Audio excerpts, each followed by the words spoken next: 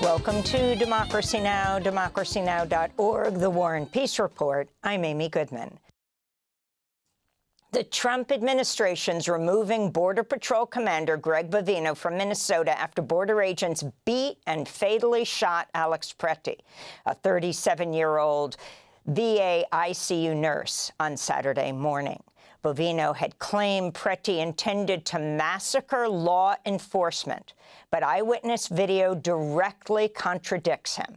Pretty was attacked by agents as he attempted to help a woman who'd been violently shoved by patrol officers. Greg Bovino has led Trump's paramilitary-style immigration crackdown in Minneapolis, Chicago, and other cities. The Atlantic magazine reports Bovino will report to return to his previous job as chief patrol agent in El Centro, California, and that he may soon retire. On Monday night, protesters gathered outside a Minnesota hotel where Bovino was believed to be staying. Getting fired is not justice. It's not enough. The man needs to be brought to trial for what he's wrought on Minneapolis and the state of Minnesota. The shooting of Alex Pretty has sparked bipartisan outrage across the United States and has forced the White House to reassess its operations in Minnesota. On Monday, the White House announced border czar Tom Homan will head to Minnesota. Homan is a longtime immigration hardliner who is an architect of Trump's first-term family separation policy.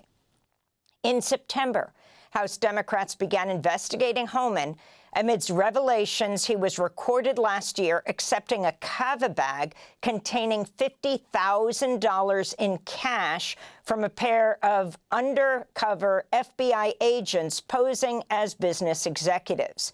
On Monday, President Trump held calls with Minnesota Governor Tim Walz and Minneapolis Mayor Jacob Frey. Trump said he and Walz, quote, seemed to be on a similar wavelength, unquote. Walz talked to Minnesota Public Radio after the phone call. First of all, I ask that we have a fair and independent investigation into the murder of both Renee Good and Alex, and that we have to be able to do that. And he said, We'll look at that. We'll take a look at that. And I said we just have to reduce these numbers. We started out with that, and he pledged that, look, I'm going to send Tom Homan in. We'll do things differently. On Monday, Trump also held a 2-hour meeting at the White House with Homeland Security Secretary Kristi Noem, who'd called Alex Pretty a domestic terrorist shortly after he was fatally shot. 140 Democratic lawmakers are calling for Noem to be impeached. In legal news, the Court of Appeals for the Eighth Circuit has sided with the Trump administration and blocked a lower court order that would have prevented officers from arresting, detaining, pepper spraying, or retaliating against protesters in Minneapolis without probable cause. In a separate legal case, Minnesota Attorney General Keith Ellison was in court Monday morning seeking to halt the immigration crackdown known as Operation Metro Surge. The judge did not issue a decision Monday. We'll speak to the Attorney General after headlines. This all comes as protests continue in Minnesota over the Trump administration's immigration crackdown. Students at the University of Minnesota walked out of classes Monday. I'm really angry. I'm angry and I'm sad, like, all of the time. I'm a university student. I can't focus on my classes. I have a lot of friends who are really scared to go outside right now, you know, regardless of their citizenship status. Like, people are really afraid, and they have right to be, you know. Just on our campus, we have ICE agents staying just a few streets away here in Cedar Riverside, in the neighborhood nearing ours. They've faced so much brutality and violence the past couple of weeks. In other news from Minnesota, Republican gubernatorial candidate Chris Mattel has dropped out of the race, citing President Trump's immigration crackdown. Mattel's a Minneapolis lawyer who recently represented Jonathan Ross, the ICE agent who fatally shot Renee Good. He released this video Monday. Number one, I cannot support the National Republicans' stated retribution on the citizens of our state, nor can I count myself a member of a party that would do so. In news from Washington, D.C., the likelihood of a partial government shutdown at the end of the week is growing. Senate Democrats are refusing to back a sweeping funding bill if it includes money for the Department of Homeland Security and ICE. In Dilley, Texas, dozens of detained immigrant families held a protest Saturday inside ICE's South Texas Family Residential Center, demanding the release of detained children. Protesters held signs reading "Libertad para los niños," or "Liberty for the kids." Prisoners in Dilley include 5-year-old Liam Ramos, who was detained with his father in Minnesota after the boy came from preschool last week.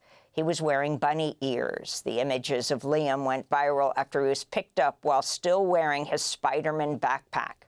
Also being held at Dilley is a 7-year-old named Diana Crespo. She and her parents were detained in the parking lot of a hospital in Portland, Oregon 2 weeks ago. Her parents were trying to get help for the second grader who had a long-lasting nosebleed, but they never made it inside the hospital. The Oregon Nurses Association condemned what happened, saying, quote, "No parent should ever be forced to weigh their child's health against the risk of detention," unquote. In related news, federal immigration agents detained a 2-year-old girl and her father, Elvis Tapan Echeverria, in Minneapolis Thursday and transported them to Texas without a warrant, according to court filings. The toddler was taken to Texas despite a court order requiring her immediate release. By Friday, immigration officials allowed the child and her father to return to Minnesota. The child is currently in the custody of her mom, while her father remains detained in Minnesota. Israel's military says it's recovered the remains of the last hostage held in Gaza, fulfilling a key condition in the first phase of a U.S.-brokered ceasefire. The remains of police officer Ron Gvili were held in Gaza for 840 days and will now be prepared for burial. The return of his remains was a key condition for a limited reopening of the Rafah crossing between Gaza and Egypt. A U.S.-backed Palestinian committee has said the crossing will open this week, though Israeli officials have not confirmed a timeline. It comes as a U.S. official tells Al Jazeera that disarmament by Hamas will be accompanied by, quote, "some sort of amnesty," unquote, for the Palestinian group. Meanwhile, Gazans are still facing continued Israeli airstrikes.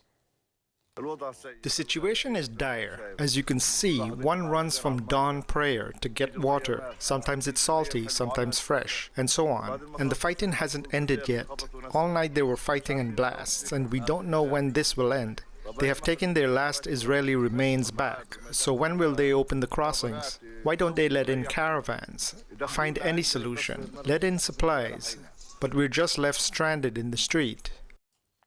The United Nations warns more than 37,000 Palestinians were forcibly displaced in the occupied West Bank in 2025 due to record levels of settler violence. It comes as Haaretz reports U.S. authorities chartered a private jet belonging to an Israeli-American businessman to deport 8 Palestinians residing in the U.S. to Israel. They were then handed over to Israeli officials and transferred to the occupied West Bank. Sources told Haaretz that the deportations came at the special request of the U.S. to Israeli officials. The U.S.-based human rights activist news agency estimates at least 5,777 protesters, including 86 minors, were killed by Iranian security forces in recent anti-government protests.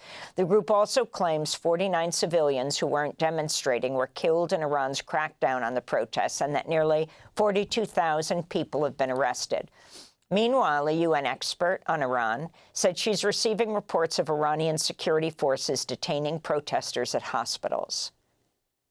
And I think this creates a really chilling effect. I mean, medical facilities need to be a safe place for everyone. This comes as the USS Abraham Lincoln carrier strike group arrived in the Middle East. President Trump referred to the warships as an armada after the commander of Iran's Revolutionary Guard Corps warned his forces had their, quote, finger on the trigger, unquote. Judges at the International Criminal Court have ruled that Rodrigo Duterte, the former president of the Philippines, is fit to stand trial. He's currently held in The Hague over murders committed during his so-called war on drugs. According to ICC prosecutors, Duterte created, funded, and armed death squads that killed as many as 30,000 people in anti-drug operations. South Sudan's military is ordering all civilians and United Nations personnel to evacuate Jonglei State ahead of operations against rebel groups. A senior military leader in South Sudan urges troops to, quote, spare no one, including children, the elderly, and civilians, unquote. In response, the head of the UN's mission in South Sudan said, quote, inflammatory rhetoric calling for violence against civilians is utterly abhorrent and must stop now, unquote. The UN estimates more than 180,000 people have been forced to flee their homes due to escalating fighting. This is Edmund Yakani, a South Sudanese civil society leader.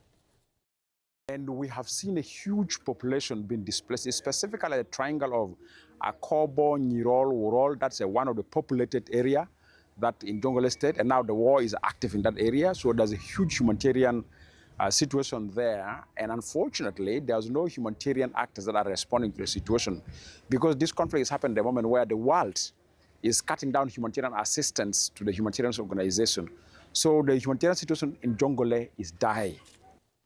And over 30,000 Kaiser Permanente nurses and healthcare workers across California and Hawaii went on strike Monday, demanding higher wages and better staffing. The union seeking 25% raises over 4 years and says Kaiser Permanente halted contract negotiations in December.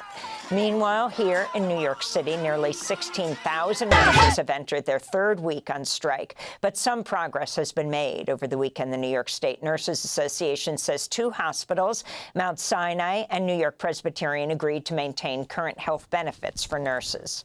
And those are some of the headlines. This is Democracy Now!, democracynow.org, the War and Peace Report. I'm Amy Goodman in New York, joined by Democracy Now!'s Juan Gonzalez in Chicago. Hi, Juan. Hi, Amy, and welcome to all of our listeners and viewers across the country and around the world. Thanks for watching Democracy Now! On YouTube. Subscribe to the channel and turn on notifications to make sure you never miss a video. And for more of our audience-supported journalism, go to democracynow.org, where you can download our news app, sign up for our newsletter, subscribe to the daily podcast, and so much more.